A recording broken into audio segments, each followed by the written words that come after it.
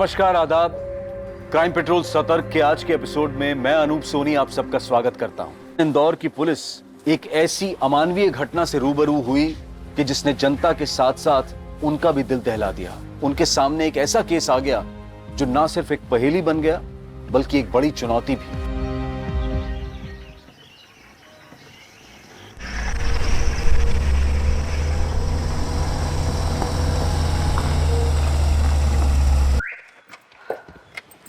टीना, थोड़ा सामान लेके चलो, मैं अकेला कैसे लाऊंगा? किसी काम के लिए लाए हो मुझे यहाँ?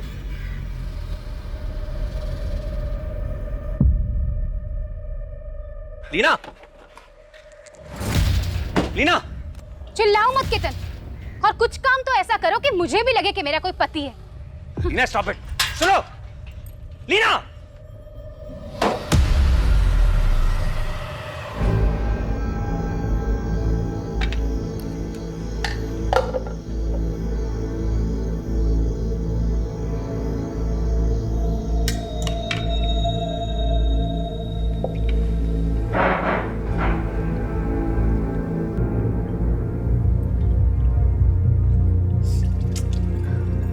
केतन, वॉश बेसिन में से पानी नहीं जा रहा है, लगता है चौक हो गया है।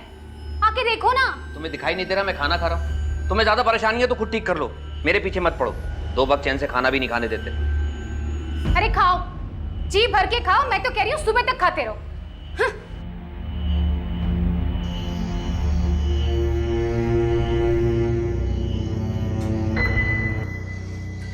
ये कैसी अजीब सी बदबू आ रही है, क्या मुसीबत है? चैन से सो भी नहीं सकते।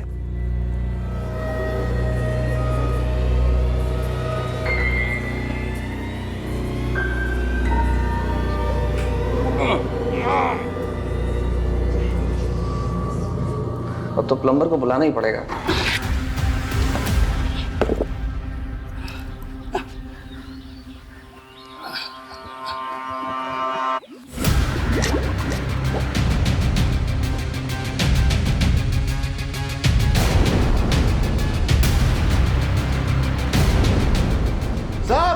साहब जल्दी है साहब।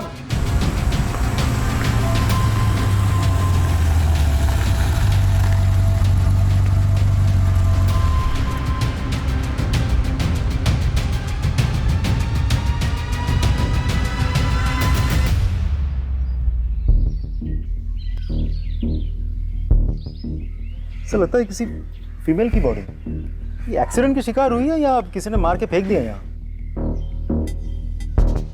इतनी बुरी तरह से सड़ चुकी है, एज तक समझ में नहीं आ रही सर। विक्टिम की एज और कॉज ऑफ डेथ तो पोस्टमार्टम रिपोर्ट में पता चली जाएगी। श्रीवास्तव, आसपास जितने भी पुलिस स्टेशन है वहाँ की मिसिंग कंप्लेंट चेक कर लेना। आप लोग देखो आसपास कुछ मिलता है क्या। श्रीवास्तव सर, यहाँ तक पहुँचने का एक ही रास्ता है, हाईवे। रंजन, यहाँ से लेके हाईवे तक जितने भी सीसीटीवी कैमरास है पिछले कुछ हफ्तों की फुटेज मंगवा लो। सर, आपके इस फार्म हाउस पे आपके सिवा और भी कोई आता जाता है? सर, मैं और मेरे कुछ खास दोस्त, बट बहुत रेयरली। ज्यादातर तो ये फार्म हाउस खाली पड़ा रहता है सर। तो फिर ये औरत यहाँ कैसे पहुंची? तो कौन है ये? ये कौन है? सर, ये मनोहर, यहाँ का केयर टेकर। इस औरत को जानते हो? इसकी लाश यहाँ कैसे आई? केतन जी, आप बात करने से मना कर रखा है। अगर ऐसा ही है तो बता दीजिए हमें। सर, आप हमारा यकीन कीजिए सर, हम कुछ भी नहीं जानते इस बारे में। श्रीवास्तव, लेके चलो इसे। सर, मैंने कुछ आइए। भी नहीं किया सर। आप आइए हमारे साथ।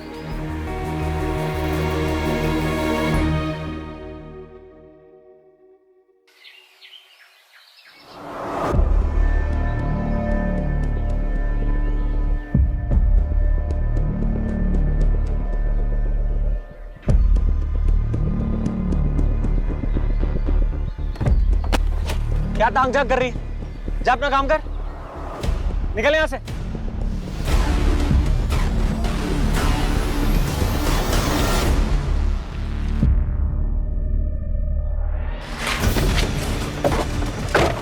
पूरा मूड खराब करके रख दिया इसने।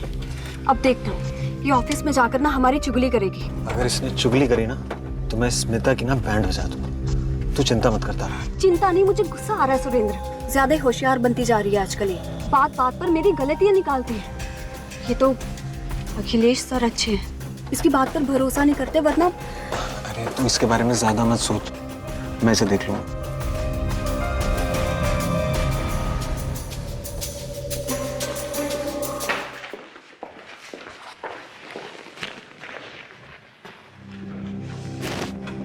देख स्मिता, यहाँ किसी के साथ भी चुगली करने की हिम्मत मत करता। Yes sir. तारा, घर जाने के पहले मुझसे मिलकर जाना। Okay sir.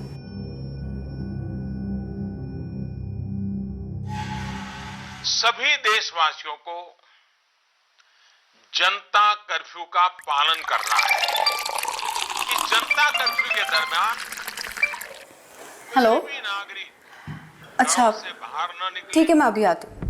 न सड़क पे जाएं, डियर वाइफ, न मोहल्ले न्यूज़ नहीं में, सुनी? सोसाइटी में। घर से बाहर कोई नहीं जा सकता। पतिदेव, ऑफिस का काम है, मुझे जाना होगा। पागल हो गई? बाहर जनता कर्फ्यू लगा हुआ है। मुझे जरूरी काम है, समझो बात को। की सफलता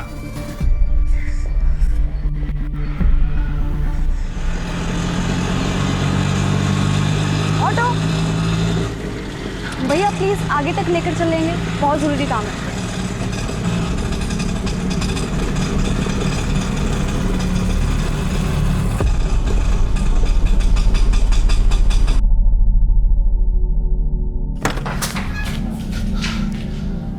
तुम यहाँ क्या कर रहे हो? बड़ा शौक है ना तुझे तारा की जासूसी करने का। चल बता, आज जनता कर्फ्यू के दिन तारा ऑफिस क्यों गई थी? सुरेंद्र देखो, तुम जाके अपनी बीवी से पूछो ना। और हाँ, एक बात कान खोल के सुन लो, दोबारा मेरे घर पे ये शराब पी के मत आना। देख लूंगा मैं तुझे। हाँ हाँ ठीक है, देख लूंगा तुझे मैं, बता।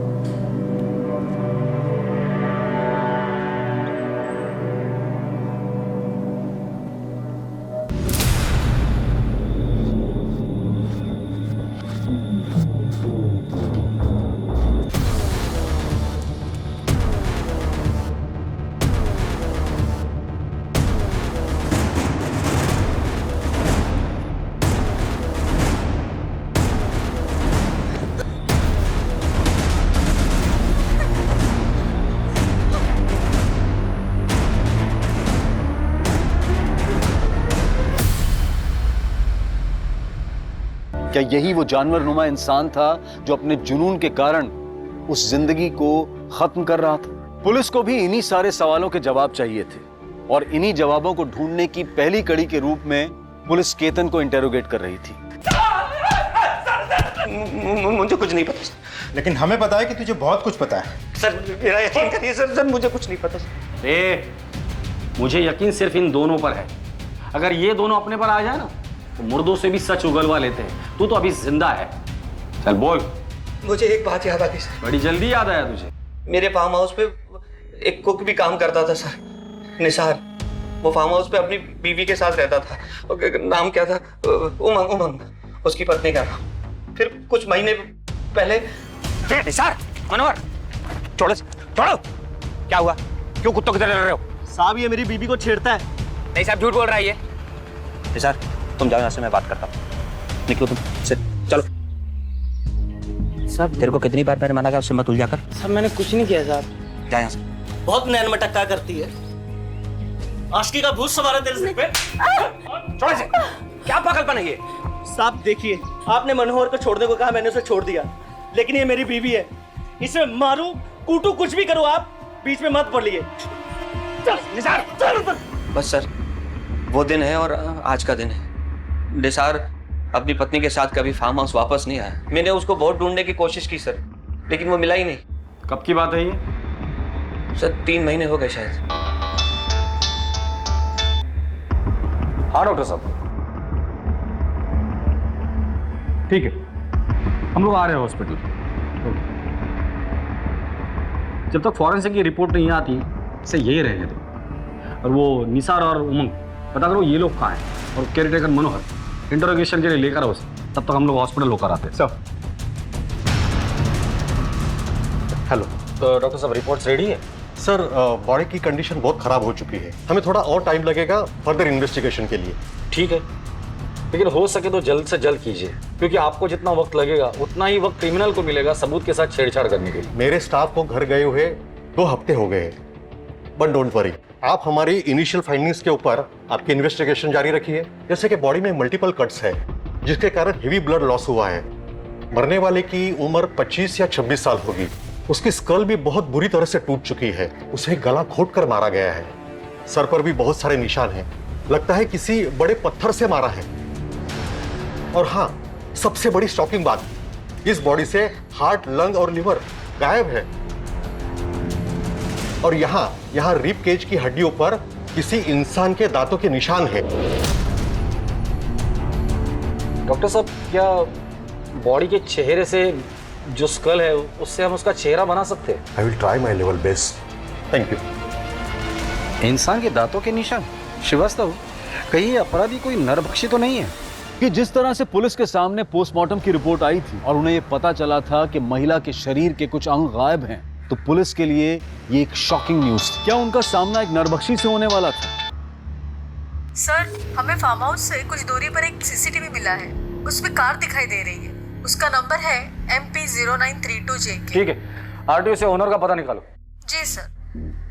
MP0932JK।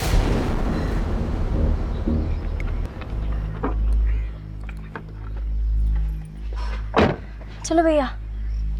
मैडम, ये टैक्सी कहीं नहीं जाएगी। नहीं जाएगी? नहीं जाएगी तो रोड पे क्यों लगा रखी है? आपने घर क्यों नहीं रखते? कहाँ से आ जाते हैं नमूने कहीं के। क्या बोला? ए, रुक रुक रुक, क्या बोला तूने? नमूने क्या बोला? हाँ, रुक।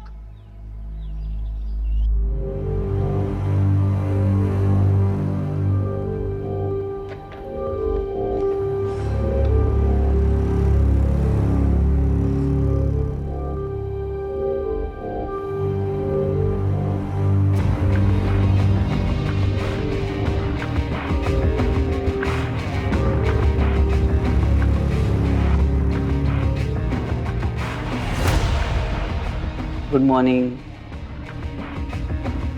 नए आए हैं आप? कौन हो तुम? मैडम, मैं विश्वास, अखिलेश सर का ड्राइवर हूँ मैडम। ये क्या हुआ मैडम आपके हाथ को? दिखाइए, मैं बाम लगा देता हूँ। पीछे हटो, मैं खुद कर लूंगी। मैडम लगा देते ना बाम।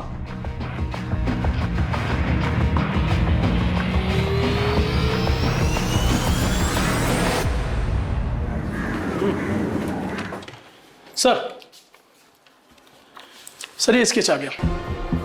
सर, ये हमने विक्टिम का 3/4 फेस बनाने की पूरी कोशिश की है, क्योंकि उसका जो ब्रोन स्ट्रक्चर था उसके हिसाब से इतना ही मैच हो पाया है। ठीक है, जाइए। सर एक इन्फॉर्मेशन है सर। बोलो। सीसीटीवी फुटेज में हमें जो गाड़ी दिखी थी, उस गाड़ी की डिटेल्स मिल गई है।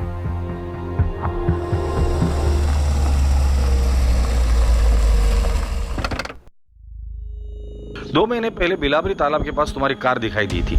ऐसे जंगल वाले एरिया में तुम क्या कर रहे थे? सर, मैं अपनी वाइफ को ढूंढने गया था।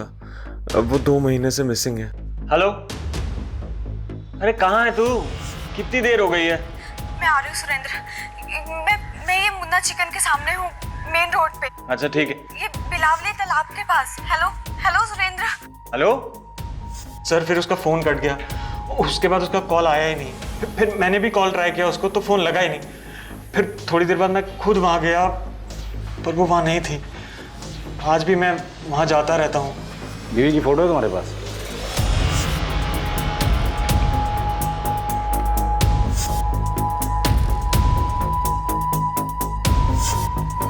सर सिमिलर तो है, लेकिन लगता नहीं कि यही है। क्या हुआ सर? दरअसल उस तालाब के पास हमें एक औरत की लाश मिली है। सर, मेरी बीवी तारा सिर्फ गायब हुई है, उसके साथ ऐसा कुछ उल्टा सीधा नहीं हो सकता। तुम इतने यकीन के साथ कैसे कह सकते हो? और अगर वो गायब है तो तुमने जाके पुलिस स्टेशन में रिपोर्ट लिखवाई थी? हाँ सर, मैंने लिखवाई थी, पर फिर मैं पुलिस स्टेशन नहीं जा पाया और वहाँ से कोई फोन भी नहीं आया। तुम्हारी बीवी तारा का किसी के साथ झगड़ा था या दुश्मनी थी? सर, उसकी बहन चंदा से उसका हमेशा झगड़ा रहता था। यहाँ क्या करने आई है तू? तुझे ये कहने आई हूँ कि अब देवास वाला घर तू मेरे नाम कर दे। वो घर पापा ने मेरे नाम किया है। तो मैं भी तो उनकी बेटी हूँ ना, तो उस हक से तो वो घर मेरा भी हुआ। अगर हक होता ना तेरा तो पापा तुझे जरूर तेरा हिस्सा देते। चुपचाप वो घर मेरे नाम कर दे, वरना सोच लेना तू। वरना क्या करेगी? तुझे ऐसी मौत मारूंगी ना कि तेरी रूह भी कांप जाएगी, और तेरे मरने के बाद तो प्रॉपर्टी मेरे नाम खुद ब खुद हो जाएगी। तू मेरी बीवी को मारेगी? समझती क्या है तू अपने आप को? वो तो तुम दोनों बहुत जल्द समझ जाओगे। बस सर, चंदा उसे ऐसे ही धमकी देती रहती थी। मैं तो परेशान हो गया था उनके झगड़ों से, यहाँ तक कि मैंने तारा को कह दिया था कि चंदा को प्रॉपर्टी दे दे, लेकिन तारा को अपने पापा के घर से एक इमोशनल लगाव था, इसलिए उसने मेरी बात नहीं सुनी। हालांकि सर, इस प्रॉपर्टी के लिए चंदा ने कोर्ट केस भी किया है जो पिछले साल से चल रहा है। तारा वो केस जीतने भी वाली थी। हो सकता है सर चंदा ने कुछ किया हो।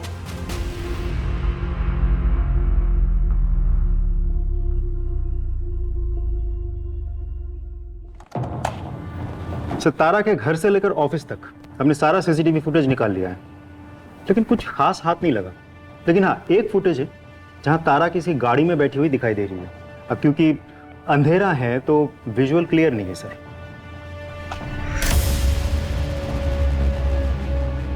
ड्राइवर का चेहरा दिखाई नहीं दे रहा है। Yes sir. ना ही गाड़ी का नंबर। और ठीक 2 घंटे बाद सुरेंद्र वापस उसी लोकेशन पे। मतलब देखा जाए तो सुरेंद्र ने हमें जो भी स्टेटमेंट दिया था फुटेज के साथ हूबहू मैच हो रहा है सर। करेक्ट। सुरेंद्र ने हमें बताया था कि उसे चंदा पर शक है, तो क्या ऐसा तो नहीं कि इस गाड़ी में चंदा बैठी हो? नहीं सर, अगर चंदा होती तो तारा उसी गाड़ी में जाके नहीं बैठती। दोनों में बहुत बड़ा झगड़ा हुआ था। तो फिर कौन हो सकता है? क्योंकि तारा अपनी मर्जी से उस गाड़ी में बैठी है, इसका मतलब गाड़ी के अंदर जो कोई भी था तारा उसे अच्छे से जानती थी। कौन हो सकता सर? केतन हो भी सकता है, पर तारा और केतन के बीच कोई कनेक्शन हो, ऐसी कोई भी बात हमारे सामने अभी तक नहीं आई। श्रीवास्तव, एक काम करो, ऐसी गाड़ियां किस किस के पास है ये पता करो, और वो चंदा उसे पूछताछ के लिए बुलाकर लेकर आओ। सब मनोहर को ले आया था, गांव में छिपा हुआ था।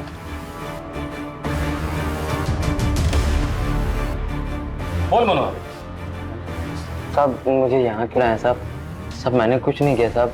वो उस दिन फार्म हाउस में लाश मिली ना, तो मैं थोड़ा सा घबरा सा गया था, तो इसलिए मैं अपने घर भाग गया था। मनोहर, जिस लाश की तू बात कर रहा है ना, उस लाश का हार्ट, लीवर और लंग तीनों गायब है। अब सिर्फ इतना बता दे, वो लाश किसकी थी और किसने मारा था उसे? नहीं साहब, मैं वहाँ काम करता था साहब, मैंने कुछ नहीं किया साहब। ये निसार और उमंग वो कैसे गायब हो गए? सच बता, वो लाश उमंग की है ना? तूने मारकर उसे वहां छुपा दिया था ना? क्या किया रे उस बॉडी पार्ट्स का? मैंने कुछ नहीं किया, बस उससे थोड़ी सी हमदर्दी थी। वो क्या है ना कि वो निसार ना उसे बहुत मारता था, गाली भी देता था साहब। बस उमंग ना उन सारी बातों से ना परेशान रहती थी, तो वो बस अपना मन हल्का करने के लिए वो सारी बातें मुझे बताती थी। अच्छा, तेरा ये जो मालिक है केतन और उसकी बीवी लीना, इनके ताल्लुकात कैसे? वैसे तो ठीक ही है, मतलब उन दोनों के बीच में टेंशन चलते रहता है। केतन आखिरी बार फार्म हाउस पे कब आया था? हाँ, करीब 2.5 महीना पहले। सब वो एक औरत को लेकर आए थे। आखिर तुम मेरे पीछे पड़ी क्यों? तुम्हें समझ में नहीं आता एक बार? हमारा ये रिश्ता अब नहीं चल सकता। बस जो होना था वो यहां तक हो गया। बार बार मैं तुम्हें एक बात को नहीं समझा सकता। अगर तुम समझती क्यों नहीं, लीना को पता चल जाएगा तो वो मुझसे दूर हो जाएगी, मेरा नुकसान हो जाएगा। तुम क्या बोलूं तुम्हें मैं?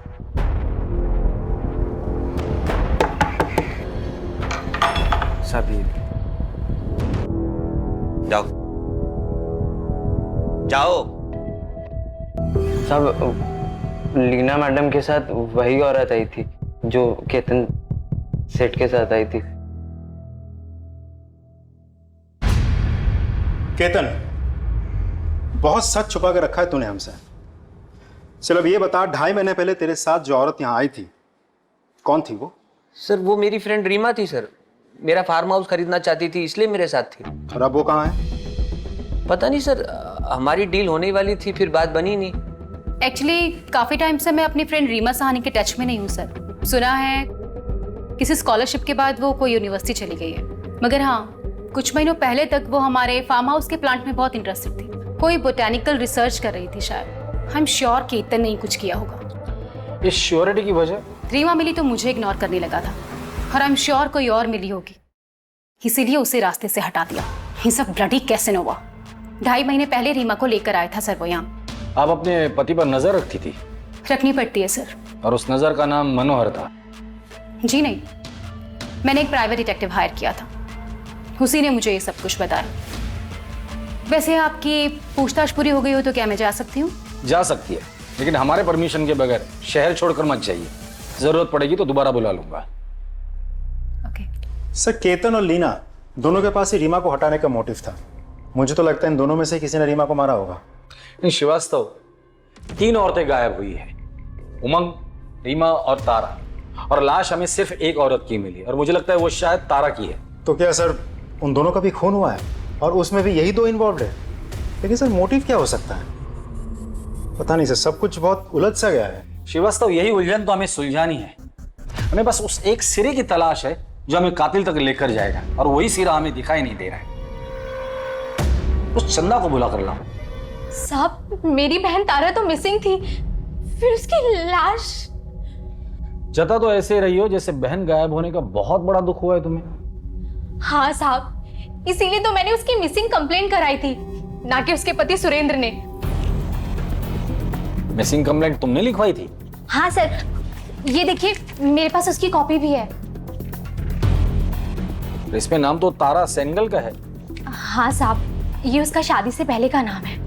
तारा और तुम्हारे बीच प्रॉपर्टी को लेकर झगड़ा चल रहा था, कोर्ट केस भी चल रहा था। लेकिन वो तो मैंने वापस ले लिया था आज से 1.5 साल पहले ही। ये देखिए मेरे पास पेपर भी है। कोर्ट केस वापस लेने के पीछे कोई खास वजह? साहब, वजह बस इतनी थी कि कुछ भी हो, सारी प्रॉपर्टी तारा के बेटे अक्षय के नाम ही होनी थी, और अक्षय मेरे लिए मेरे बेटे जैसा ही है। मतलब ये कि मैं कभी माँ नहीं बन सकती, और अक्षय ही मेरे लिए मेरा सब कुछ है। ये तारा और सुरेंद्र के बीच रिश्ता कैसा था? वैसे तो वो दिल का बहुत अच्छा है, लेकिन अगर उसकी सटक जाए ना तो वो शैतानों का भी बाप बन जाता है साहब। हे भगवान, ये इंसान है या शैतान? कैसे जानवरों की तरह काटा है तुझे?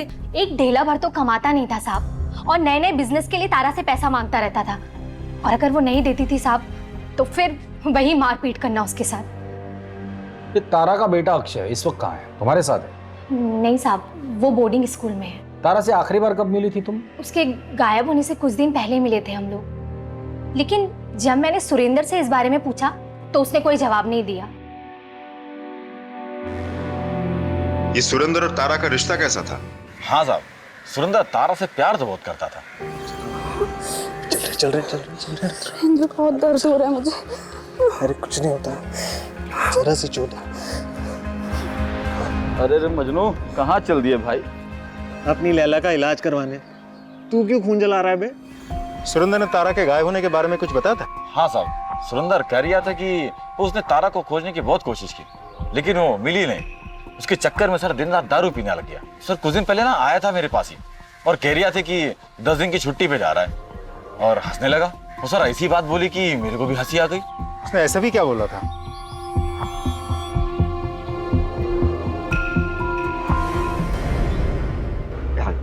डैड, मुझे वो शर्ली को घर छोड़ने जाना है, प्लीज आपकी कार मिलेगी?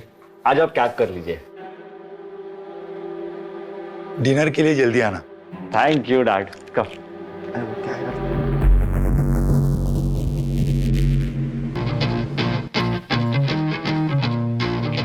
मीना, थोड़ा वॉल्यूम तो कम करो। नहीं होगा बंद, इसको सुनने से शांति मिलती। शांति खामोशी में मिलती। नहीं होगा बंद, और आपको जहाँ शांति मिलती है ना, आप वहाँ जाइए। और तुम जहानुम में जाओ, देखता हूँ मुझे कहाँ शांति मिलती है।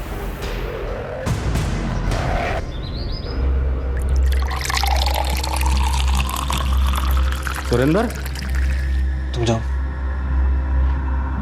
सर, आप यहाँ कुछ काम था? हाँ, तुम्हारी बीवी गायब होने के बाद तुम बहुत गम में थे ना, तो सोचा मिलकर थोड़ा गम बांट लेते हैं तुम्हारा। श्रीवास्तव, देखो बेचारा कितने गम में है। बीवी को जाकर 1 महीना नहीं हुआ और तुमने दूसरी शादी भी कर ली। सर वो मैं अकेला नहीं रह सकता। नाम क्या है इसका? तारा। तारा? सर वो तारा की याद में मैंने इसका नाम तारा ही रख दिया। आपकी बीवी तारा कहाँ काम करती है? सर वो अखिलेश सीए के यहाँ काम करते थे। क्या? तारा की लाश मिली? So sad. Mister Akhilesh, Tara आपकी एम्प्लॉय थी, उसके गायब होने के बाद आपने पूछताछ नहीं की? सर, मैंने उसके मिसिंग होने के बाद में कुछ सीनियर पुलिस ऑफिसर से बात की थी, लेकिन कुछ पता नहीं चला। और लॉकडाउन के चलते मैं भी हेल्पलेस था। और अब जाके जब ऑफिस खुला तो... अखिलेश जी, तारा के बारे में आपकी क्या राय है? आई मीन, थी वो कैसी थी, बिहेवियर कैसा था, वो काम कैसा करती थी? नहीं, काम में तो एकदम परफेक्ट थी और अच्छी इंसान भी थी। और आप? जी, आपका और तारा का रिश्ता कैसा था? सर, वो जैसा एक बॉस और एम्प्लॉय का होता है, बस। जिस दिन तारा गायब हुई थी आपने उसे फोन किया था, वो घर पर थी और वो घर से ऑफिस के लिए गई थी, क्यों? सर, उस दिन मेरी गाड़ी सर्विसिंग के लिए गई थी और मुझे एक ऑफिस से फाइल अर्जेंटली चाहिए थी, तो मैंने उसे कहा कि ऑफिस से फाइल लेकर मेरे घर आ जाना, मगर वो आई नहीं। मैंने कांटेक्ट करने की भी कोशिश की मगर कुछ हुआ नहीं। ठीक है, फिलहाल के लिए आप जा सकते हैं, जरूरत पड़ेगी तो दोबारा बुला लूंगा। जी सर, थैंक यू।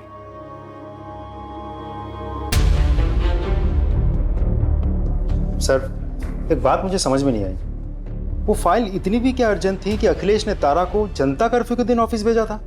हाँ सर, जब वो ऑफिस से काम खत्म करके घर जा चुका था, फिर उसे अचानक से फाइल की याद क्यों आई? बात किसी फाइल की है ही नहीं। इस अखिलेश ने हमें आधी कहानी बताई है, बात कुछ और ही है। Extra marital affair sir? हो सकता है। हाँ, लेकिन इंसान के दांतों के निशान भी तो हमें बॉडी पे मिले थे, उसका क्या? और एक्स्ट्रा मैरिटल अफेयर के साथ नरबख्शी का क्या कनेक्शन हो सकता है? बहुत स्ट्रेंज केस है सर। अखिलेश के ऑफिस और घर के आसपास उसके बारे में पूछताछ करो और उसका वो ड्राइवर उठाकर लेकर आओ उसे। वो जरूर कुछ ना कुछ तो जानता होगा जिससे हमें इस केस की लीड मिल जाएगी।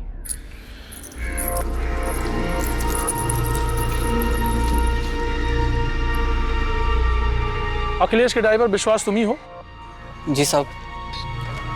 सर, विश्वास।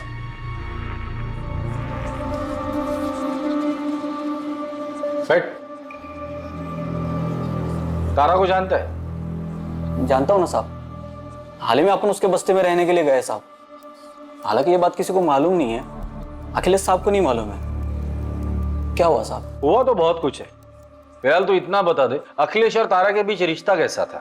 सिर्फ मालिक और नौकर थे या और कुछ? सर, कई बार लगता तो था उन दोनों में कुछ चक्कर है। अखिलेश साहब की पत्नी मीना मैडम को भी उन पर शक था, कई बार सवाल भी पूछती थी। तुम्हारी हिम्मत कैसे हुई मुझे मेरे पति के केबिन में जाने देने से रोकने की?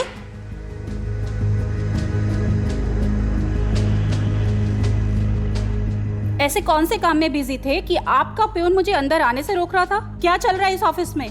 बहुत गुस्सा करती थी साहब। उस दिन फोन पर भी वो किसी से बात कर रही थी। अरे भैया, कुछ तो उपाय करो। देखो, मैं कुछ भी करने को तैयार हूँ, बस ये तारा नाम की बला से ना पीछा छूट जाए। बस मैं इतना चाहती हूँ कि तारा ना इस दुनिया से ही उठ जाए। ठीक है, जाओ तुम।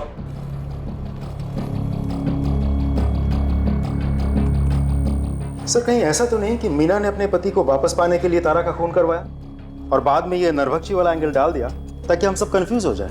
हो सकता है, क्योंकि कोई भी औरत अपने पति को दूसरे के साथ देख ले तो जलन तो होगी, और बदले की आग में वो किसी भी हद तक जा सकती है। तुम चंदा और तारा के केस डिटेल्स निकालो, मुझे लगता है हमें मीना से भी बात करनी होगी।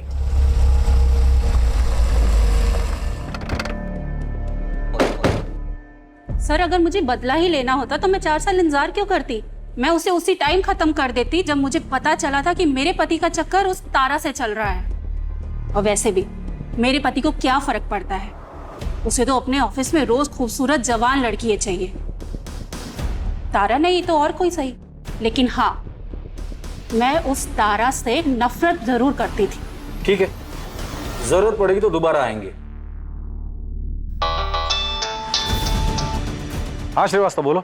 सर, केस के बारे में चंदा ने झूठ बोला है। वो केस अभी भी ओपन है और कोर्ट में चल भी रहा है। और सबसे इंटरेस्टिंग इन्फॉर्मेशन तो ये है कि इन दिनों चंदा जिसके साथ रह रही है वो कोई और नहीं बल्कि विश्वास है, अखिलेश का ड्राइवर। उठाकर लेकर आओ दोनों को।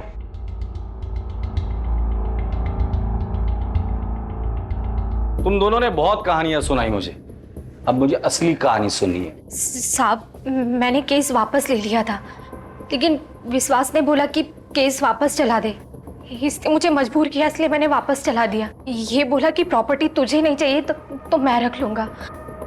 मैं इससे प्यार करती हूँ साहब, इसलिए मना नहीं कर सकी। पर साहब सच में तारा को मैंने नहीं मारा साहब। सब तारा को मारना ही होता तो सर मैं चंदा को केस चलाने के लिए क्यों कहता सर?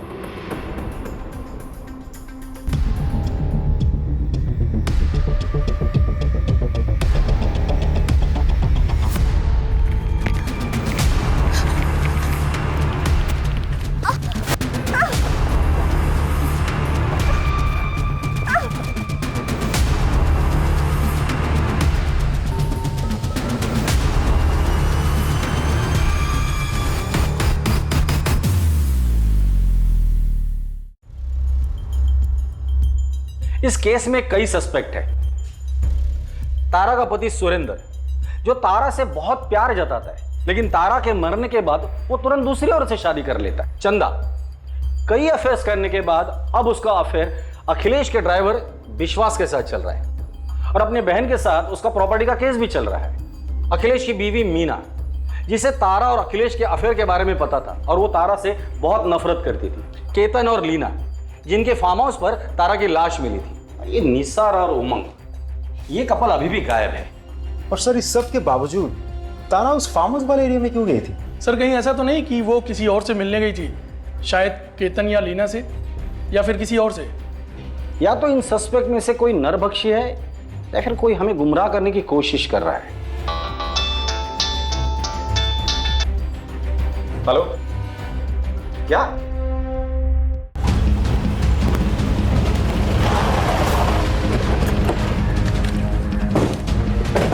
फोन आपने किया था? हाँ सर। बॉडी कहाँ दिखाई?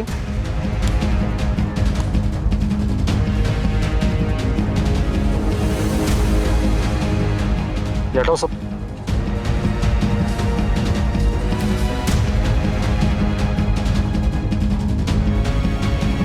सर इसका चेहरा तो पहचान में ही नहीं आ रहा है। सर मारने का तरीका देखा आपने? इसे भी बिल्कुल तारा की तरह ही मारा गया है। आस पड़ोस में लोगों से पूछताछ करो, किसी ने कुछ देखा है या नहीं। सर बॉडी को पोस्टमार्टम के लिए भेज दो।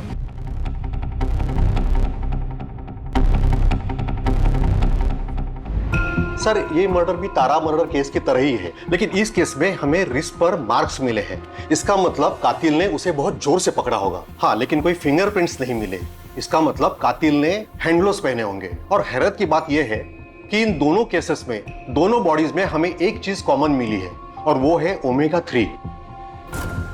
ओमेगा 3 तो स्टेरॉइड है जो अक्सर जिम जाने वाले लोग लेते हैं। इसका मतलब कातिल जो भी है वो जिम फ्रीक आदमी। उसे ड्रग्स और स्टेरॉइड की भी आदत है। वो अपनी बॉडी बनाने के लिए बहुत सारे अननेचुरल सप्लीमेंट्स और स्टेरॉइड के यूज करता होगा। Thank you very much doctor. Sir Nisar की बीवी उमंग का पता चल गया है सर, वो पास के ही गांव में है। सब मेरा पति निसार बहुत शक्की था। उसके रोज रोज के शक से, उसकी मारपीट से तंग आके मैं ये अनजान गाँव आ गई ताकि कोई मेरे तक पहुंच ना सके, और सब खास करके तो वो निसार। जब तुम फार्म हाउस पे थी तो केतन और लीना के अलावा और कौन आता था फार्म हाउस पर? सब मेम साहब के अलावा उनके खास दोस्त आते थे। और कोई नहीं आता था? और हाँ सर, एक बार जब फार्म हाउस पे कोई नहीं था तब एक आदमी आया था। ये फार्म हाउस किसका है? केतन साहब का। उनकी पत्नी का नाम क्या है? लीना मैडम। एज क्या होगी? लेकिन आप कौन है और ये सब क्यों पूछ रहे हैं? जी शायद मैं उन्हें जानता हूँ। So just confirming.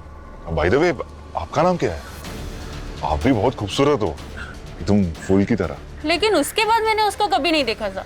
जब तुमसे उसने मेमसाब के बारे में पूछा तो तुमने सारी इंफॉर्मेशन दे दी उसे? अब वो इतने प्यार से पूछ रहा था साहब, तो मैं मना नहीं कर पाई। लीना जी, हमने सुना है कि कोई था जो आपसे मिलने के लिए बहुत डेस्परेट था। आपसे जान पहचान बढ़ाने के लिए उसने कोशिश भी की थी। कुछ याद आया? नहीं? कोई बात नहीं, मैं लेडी कांस्टेबल को बोल दूंगा, वो आपकी याद ताजा कर देगी। हाँ, थोड़ा सा दर्द होगा लेकिन याद जरूर आ जाएगा। मैं एक आदमी से मिली थी सर, उसे मैंने फार्म हाउस के बारे में बताया था। अब सुनिए। जी कहिए। क्या ये आपका सेल फोन गिर गया? जी नहीं, मेरा सेल फोन तो मेरे पास है। अच्छा बाय द वे, ये फार्म हाउस आपका है? जी हाँ। बहुत खूबसूरत है, थैंक यू। बिल्कुल आप ही की तरह। वो bye the way I am Suraj, if you don't mind, क्या मैं एक दो पल आपके साथ चल सकता हूँ? वो क्या है ना कि मैं यहाँ पे नया आया हूँ तो I am looking for a good company. उसके बाद हम 2 बार और मिले। कमाल है लीना जी, आप ऐसे किसी भी अजनबी के साथ। एक्चुअली सर, मैं अपनी मैरिड लाइफ में खुश नहीं थी और इनके बारे में मैं आपको बता चुकी हूँ। वो आदमी बहुत ही इम्प्रेसिव था और किसी से 2 पल हंसकर बात करने की खुशी को मैं रेसिस्ट नहीं कर पाई। बट कुछ दिनों बाद हम लोग फार्म हाउस से चले गए थे। मैं अपने काम में बिजी हो गई और उसके बाद मैं उससे कभी नहीं मिली। नंबर है उसका? जी नहीं। चेहरा तो याद होगा। श्रीवास्तव, स्केच आर्टिस्ट को बुला, उसका स्केच बनाने में हमारी मदद कीजिए। जाइए।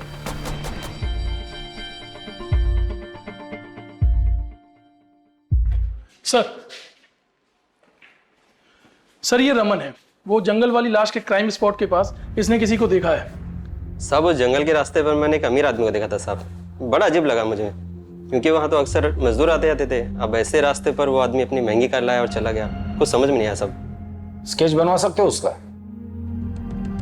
श्रीवास्तव, स्केच आर्टिस्ट को बोलो और इसका स्केच बनवा लो। सर आप आइए मेरे साथ।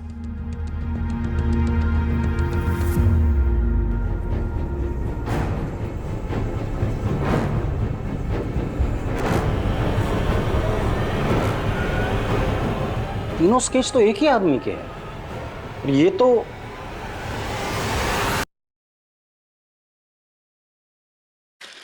अखिलेश जी।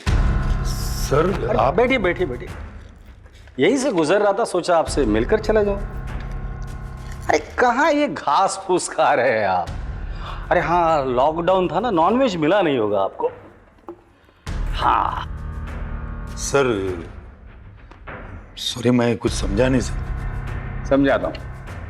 अखिलेश जी, आपने हमें बताया कि आपने तारा को ऑफिस भेजा था फाइल लाने के लिए, क्योंकि आपकी गाड़ी सर्विसिंग के लिए गई थी।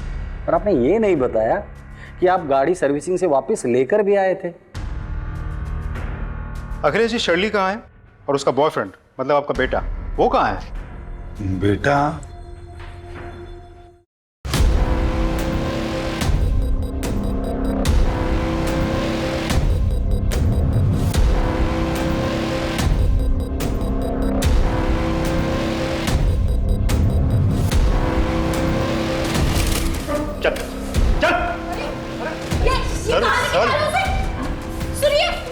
आप नहीं चलेंगे?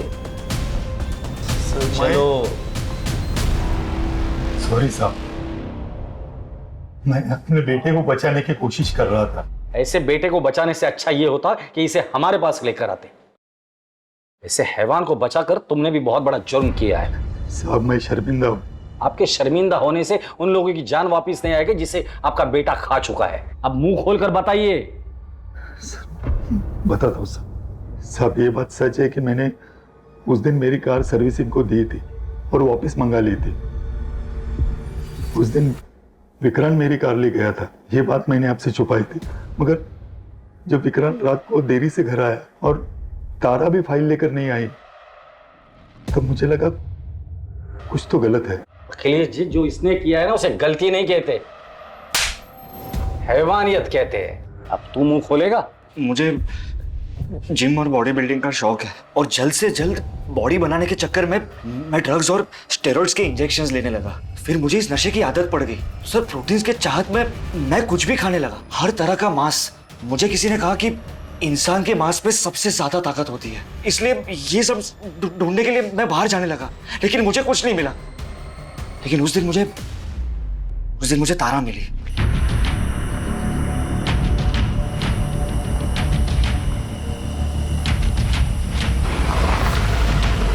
अरे तारा, कहाँ जा रही हो? आपके घर जा रही हूँ, ये फाइल आपके पापा ने मंगवाई है। आओ बैठ जाओ, मैं घर ही जा रहा हूँ, तुम्हें छोड़ देता हूँ। ओके। वो जैसे ही गाड़ी में बैठी, पता नहीं मैं आउट ऑफ कंट्रोल हो गया और उसे फार्म हाउस की तरफ ले जाने लगा, लेकिन उसने ऐतराज किया। ये आप कौन से रास्ते से जा रहे हैं सर? ये रूट गलत है। नहीं, सही रास्ता है, मैं काफी बार इस रास्ते से गया हूँ, डोंट वरी। नहीं सर, देखिए मुझे ना कुछ भी ठीक नहीं लग रहा है। आप मुझे यहीं छोड़ दीजिए, मैं घर खुद चली जाऊंगी। प्लीज आप गाड़ी रोकिए और ये फाइल आप अपने पापा को खुद ही दे देना।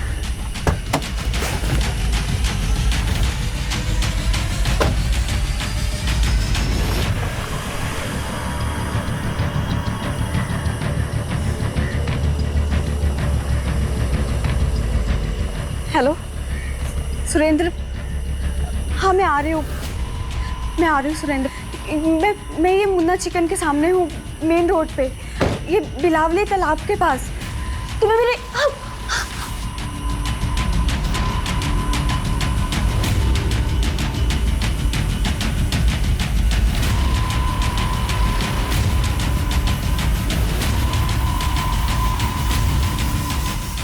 मेरे सर पर पागलपन सवार था सर। मुझे कुछ भी करके प्रोटीन चाहिए था। ड्रग्स और इंजेक्शंस की नामौजूदगी में मैं कुछ सोच नहीं पा रहा था, इसलिए मैंने तारा को मारकर उसके शरीर के अंगों को खाया। जब मेरी भूख और तलब शांत हुई, तारा की लाश को फार्म हाउस ले गया, क्योंकि मुझे पता था कि फार्म हाउस अब हमेशा खाली रहता है। जब विक्रांत घर पे आया तो मैंने कार में खून देखा। मैंने कार को फिर से वो सर्विसिंग के लिए डाला और वापस भी ले आया। मगर जब मुझे पता चला कि शेरली गायब हुई है, मुझे याद आया कि विक्रांत ने मुझे कहा है कि वो पुनः अपने काम से गई है। मुझे पक्का यकीन था कि विक्रांत ने उसके साथ कुछ न कुछ किया है। मैं उससे प्यार करता था सर, पर उस दिन मुझे उसके शरीर में अपनी गर्लफ्रेंड की नहीं, इंसान के मांस की खुशबू आ रही थी। विक्रांत, ये कैसे गाड़ी चला रहे थे तुम? तुम ठीक तो हो ना? विक्रांत, ये क्या कर रहे हो तुम? विक्रांत, तुम्हें क्या हो गया है? विक्रांत, ये ग्लव्स क्यों पहन रहे हो तुम? कुछ बोलो तो सही, ये क्या कर रहे हो तुम? विक्रांत, विक्रांत छोड़ो मुझे।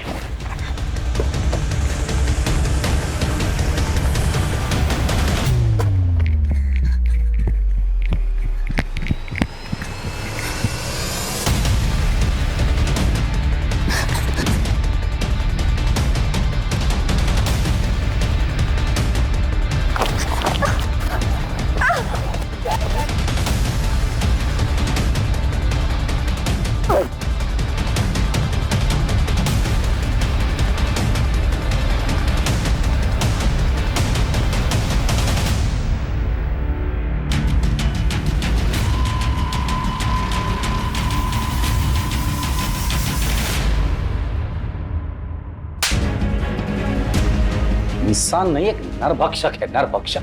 जानवर से भी बदतर। पता है, जब जानवर कोई भी नरभक्षक बनता है तो उसके साथ क्या करते हैं? गोली मारते हैं उसे।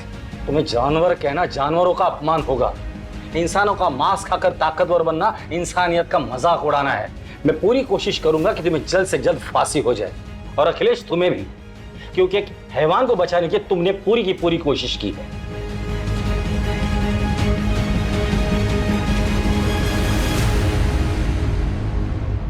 ये समय हम सब के लिए आत्म परीक्षण का समय है, एक सबक सीखने का समय है, ताकि हम अपने अंदर की कमजोरियों को जान सकें और उन्हें दूर करने की पूरी कोशिश करें। और खासकर हमें अपने मानसिक स्वास्थ्य का ध्यान रखना है। अगर अखिलेश ने वक्त रहते अपने बेटे को सही राह दिखाई होती और मेडिकल हेल्प ली होती तो उसे इस तरह से शर्मसार नहीं होना पड़ता। अगर विक्रांत ने अपने जुनून में स्टेरॉइड्स और इंजेक्शंस का इस्तेमाल नहीं किया होता तो वो कभी नरभक्षी नहीं बनता। और सबसे बड़ी बात, अगर सुरेंद्र तारा से लड़ने और रूठने के बजाय घटना वाले दिन उसके साथ चला जाता तो क्या तारा की दर्दनाक मौत टल नहीं जाती? अगर जुनून को सही राह मिल जाए तो पर्वत लांघे जा सकते हैं, समंदर को चीरा जा सकता है, लेकिन अगर जुनून भटक जाए तो क्या हश्र होता है वो आपके सामने है। ध्यान रखें कि कहीं आपका कोई अपना इस तरह के जुनून का शिकार ना हो रहा हो। उनके साथ समय बिताएं, उनसे बात करें, उनकी मदद करें, ताकि फिर से इंसानियत शर्मसार ना हो। मैं अनूप सोनी आपसे विदा लेता हूं। फिर मुलाकात होगी क्राइम पेट्रोल सतर्क में एक और नए केस के साथ। तब तक अपना और अपने परिवार का ख्याल रखें, सतर्क रहें, सुरक्षित रहें और देखते रहें क्राइम पेट्रोल सतर्क। जय हिंद।